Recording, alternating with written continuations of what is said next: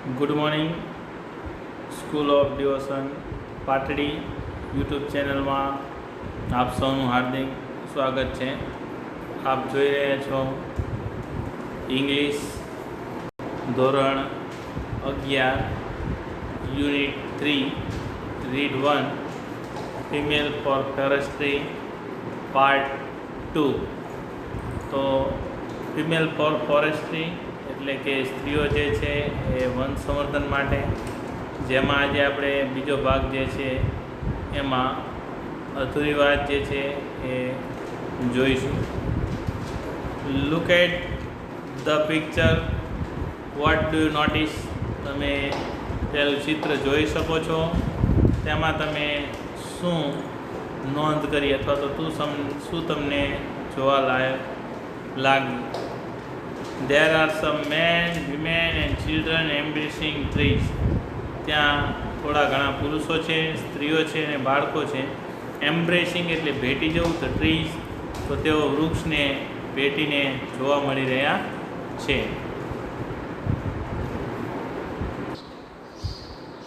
The two men are with saws in their hands. ત્યાં બે વ્યક્તિઓ છે, પુરુષો છે. આર સોઝ વિથ સોઝ એટલે કે જ્યાં તમે એમના હાથમાં કરવતો જોઈ શકો છો. ઇન ધેર હેન્ડ્સ એમના હાથમાં તમે કરવત જે છે એ જોઈ શકો છો. They want to cut down the trees but people are protecting them. They want to cut down તેઓ વૃક્ષો જે છે કાપી નાખવા ઈચ્છે છે. But people are protecting them પરંતુ લોકો તેમનું રક્ષણ કરી રહ્યા છે. They do not allow them to do any harm to the trees as they are emotionally attached to them. તો they do not allow તો જરા પણ રાજી નથી, મંજૂરી નથી આપતા.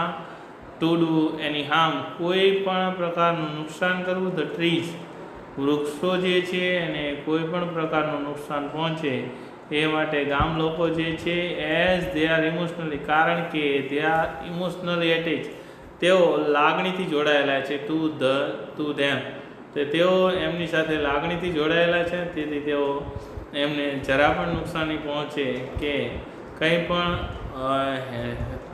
નુકસાન થાય એ પોસાય તેમ નથી. It was Chipko movement two save the forest. તો આ જે છે એ ચિપકો મુવમેન્ટ એટલે કે જે એક આંદોલન જે છે, ચિપકો આંદોલન જે છે ટુ સેવ ધ ફોરેસ્ટ તો વૃક્ષો જે છે એને બચાવવા માટેનું. The movement saved the green forest જે લીલાછમ જંગલો જે છે એને બચાવશે. એન્ડ પ્રોટેક્ટેડ ધ એન્વાયરમેન્ટ અને પર્યાવરણ જે છે એની પણ રક્ષા કરશે. Out of the Satyagraha movement has grown the post independence Chipko હગ a tree movement in which village people have actually put their ladies and around trees to stop them from being felled. તો out of સત્યાગ્રહ જે થયો, movement has ગ્રોવન એમાંથી આ ચળવળ જે છે, સત્યાગ્રહનું જે આંદોલન જે છે એમાંથી આ જે છે હેઝ ગ્રોવન ધ પોસ્ટ તો આ જે છે એ વિકાસ થયો છે. પોસ્ટ ઇન્ડિપેન્ડન્સ ચિપકો મૂવમેન્ટ તો એ પછી જે છે એ ચિપકો મુવમેન્ટ જે છે અગટ્રી એટલે કે ભેટવું, ઝાડને ભેટવું એ એક ચળવળ શરૂ થઈ છે. ઇન વિલેજ કે જેમાં village people have actually put there પોતે જે છે એ પોતાની બોડીઝ જે છે એ અરાઉન્ડ ટ્રીઝ વૃક્ષ જે છે એની આસપાસ વીંટાળી દે છે એટલે કે એને વૃક્ષ જે છે એને ભેટી જાય છે. ટુ સ્ટોપ શા માટે ભેટી જાય? To stop them from being failed કારણ કે તે કાપવાથી અટકાવી શકાય તે માટે જે છે તેઓ વૃક્ષ જે છે એના ફરતે વળગી જાય છે. એટલે કે આ જે છે સત્યાગ્રહ થતો આપણે આઝાદી વખતેના આંદોલનમાં એમાં પણ એક આંદોલન જે છે એને ચિપકો ચળવળ જે છે એના નામથી જાણીતું છે. This grassroots struggle against a commercial cutting of the Himalayan forests of Uttar Pradesh has forced the government to rethink the strategy. The grassroots આ જે ચળવળ જે છે એના મુખ્ય મૂળિયા જે છે સ્ટ્રગલ એટલે સંઘર્ષ અગેન્સ્ટ વિરુદ્ધમાં, એની વિરુદ્ધમાં થઈ રહ્યો છે. એની વિરુદ્ધમાં તો કોમર્શિયલ કટિંગ, જે વ્યાપારિક રીતે કટિંગ કાપવા માટે of the Himalayan forest of ઉત્તર પ્રદેશમાં જે હિમાલયનું જંગલ આવેલું જે છે એમાં જે વ્યાપારિક રીતે કાપકૂપ કરવામાં આવી રહી છે એના માટે ગ્રાસરૂટ એટલે કે જળમૂળમાંથી આનો વિરોધ કરવામાં આવી રહ્યો છે. હેઝ ફોર્સ અને એને દબાણ આપવામાં આવી રહ્યું છે the government to rethink the strategy, પોતાની જે સ્ટ્રેટજી જે છે નીતિ નક્કી કરેલી જે છે એની સામે સરકાર જે છે એને ફરીથી વિચારવા માટેનું કહે છે. Commercial felling in fact is now ban above height of 1000 meters. તો અહીં જે છે એવું કહેવાય છે કે કોમર્શિયલ ફેરિંગ, જે વ્યાપારિક રીતે જંગલોનો નાશ કરવામાં આવે જે છે ઇનફેક્ટ હકીકતમાં ઇઝ નાવ બેન, અત્યારે જે છે બેન કરવામાં આવ્યું છે અબવ 1000 મીટર હાઈટ, 1000 મીટર કરતાં વધારે ઊંચાઈની કોઈ પણ જગ્યાએ કોઈ પણ સ્થળે જે છે એ કોમર્શિયલ કટિંગ જે છે એ થતું હોય તો એ અટકાવવા માટે 1000 મીટરથી ઉપર જે છે એ વૃક્ષને કાપી શકાતું નથી.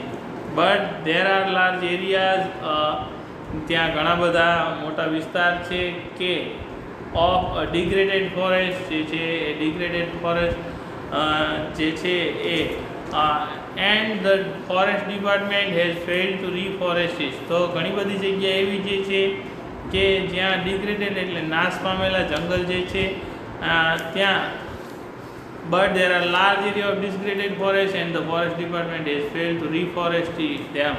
અને રિફોરેસ્ટ મતલબ ફરીથી પુનઃવનીકરણ કરવું એ કરી શક્યા નથી. તો વન વિભાગ જે છે એ પણ નિષ્ફળ ગયો છે પુનઃવનીકરણ કરવામાં. રિફોરેસ્ટ મતલબ પુનઃવનીકરણ કરવું. તો મોટા ભાગના જંગલો જે છે નાશ પામે છે અને બીજા જંગલો જે છે અને ભારત સરકાર દ્વારા જે ફોરેસ્ટ ડિપાર્ટમેન્ટ છે વન વિભાગ તે જે છે એ પણ નિષ્ફળ ગયો છે પુનઃવનીકરણ કરવામાં. As a result is now the severe scarcity of animal fodder and domestic fuel and acute water shortage.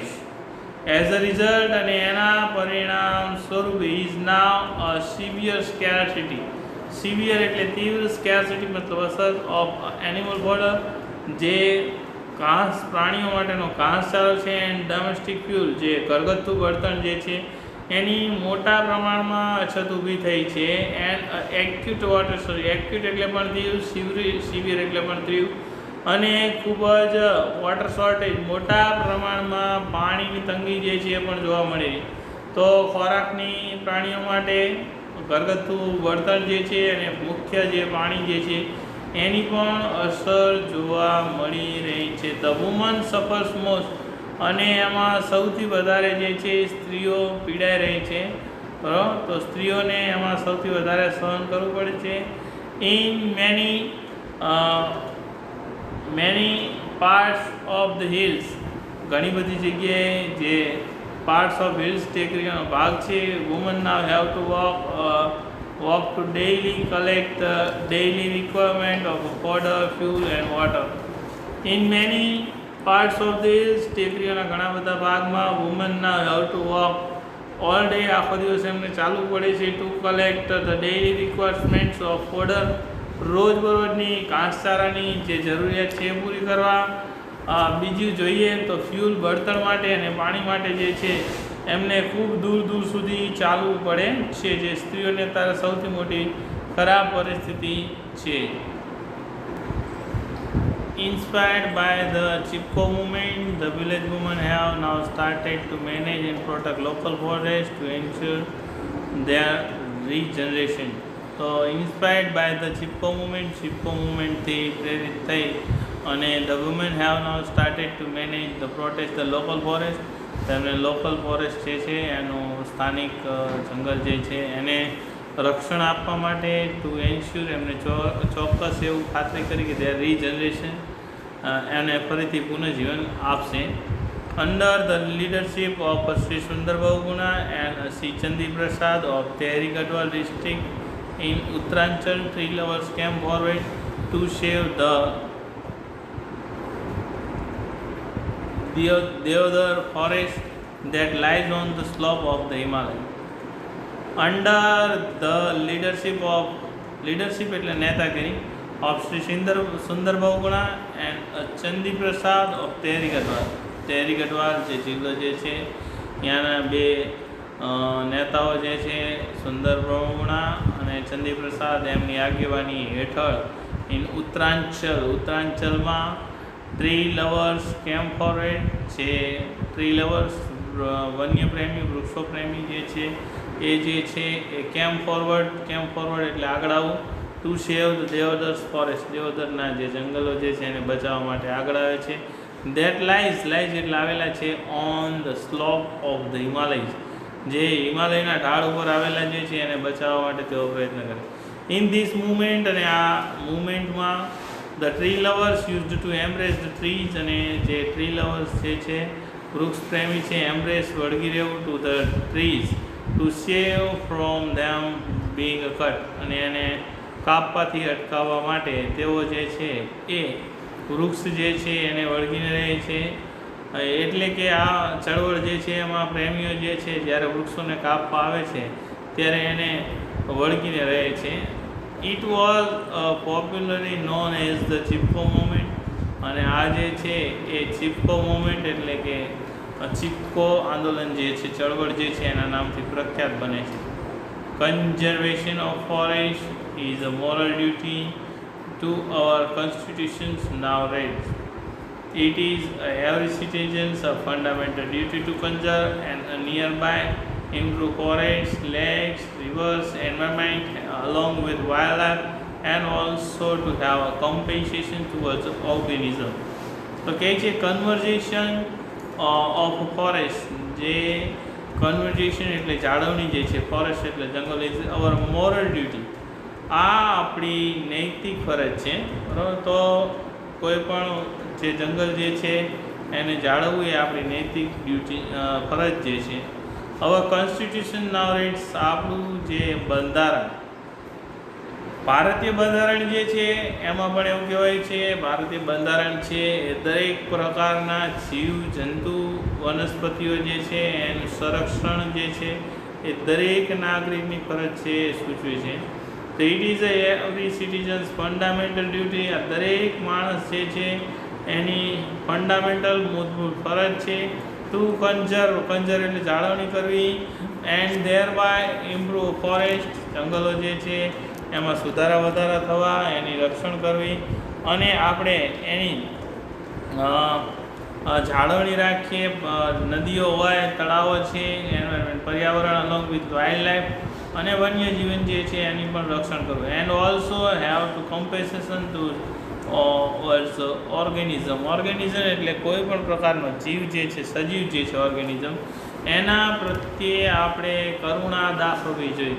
એટલે કે આપણું સંવિધાન જે છે એમાં પણ કહે છે કોઈ પણ પ્રકારનું વન્યજીવ હોય કોઈ પણ પ્રકારનું સજીવ જે છે એની સાથે આપણે કરુણા દાખવવી જોઈએ. એ આપણી નૈતિક ફરજ છે. એટલે કહે છે કે it is our citizens fundamental duty આ આપણી ફંડામેન્ટલ એટલે મૂળભૂત ડ્યુટી એટલે ફરજ છે ટુ કન્ઝર્વ એટલે કે જાળવણી કરી એન્ડ ધેર બાય ઇમ્પ્રૂવ અને આપણે જે વૃક્ષો જે છે જંગલો છે તળાવો જે છે નદીઓ જે છે પર્યાવરણ જે છે અલોંગ વિથ વાઇલ્ડ લાઈફ વન્યજીવન છે and also have to compensation to organism દરેક સજીવ જે છે એના પ્રત્યે આપણે લાગણી રાખવી જોઈએ જે આપણી મૂળભૂત અને નૈતિક ફરજ છે.